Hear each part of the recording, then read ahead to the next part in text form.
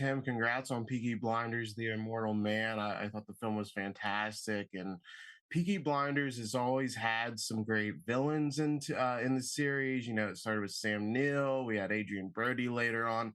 So you're joining a really strong batch of actors, but this is really closing a chapter.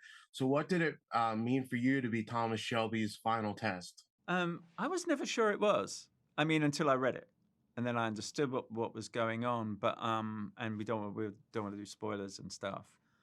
But I wasn't. I mean, I knew the series. I had never watched it.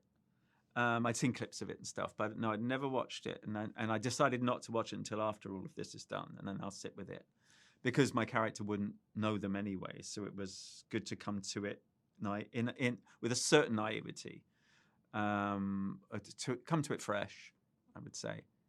But no, the world of it, I did understand the post First World War, then the run up to the Second World War was it's a short time span, and I think Steve and those guys shunted it closer to the Second World War than I think season 6 had ended. So they were aiming at that, and the opening with the bombing of Birmingham, which I think Steve's mum was almost killed in, managed not to be, purely by chance. So all of that going on. And then the character that they were asking me to play was originally written aristocratic, upper classes, regimental. And I asked them if I could turn that on its head and play him as a working class, more of a teacher, school teacher, somebody that would be able to talk his way into and inside their world. Rather, if it was upper class, they'd have twisted his neck and chucked him to the gutter, I think.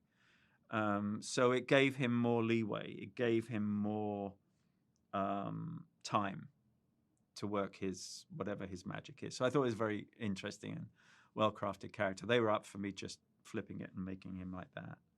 But yeah, the history, the actors that have come through that show is just ridiculous. I mean, it's been everyone wants to ever go at Peaky. Yeah. For sure. And you're playing a Nazi in this. So obviously the film has you doing Nazi salutes. You're saying Heil Hitler. Even as an actor inhabiting a character, does it feel gross to do actions like that? Because I feel like I want to take a shower directly afterwards. Yeah, I was when we actually did. I had to speak in German, but I wanted to learn it as an English guy speaking German. I didn't want it to sound, which I did. I worked with this incredible woman. We put it all together phonetically. The first line of the film, which I think you're referring to, with the trains, was not. That wasn't what was scripted. Improv'd it. And Tom laughed so hard and was like, do it, please do it, the director. I was like, yeah. And then I thought it would just be lost in the edit. I just thought it was just a joke. And they kept it all the way through. He would say, do you know what the first line of the movie is? And so I still haven't seen that, the opening of the film. I want to see it. But yeah, it was hard. But my dad was in the Second World War.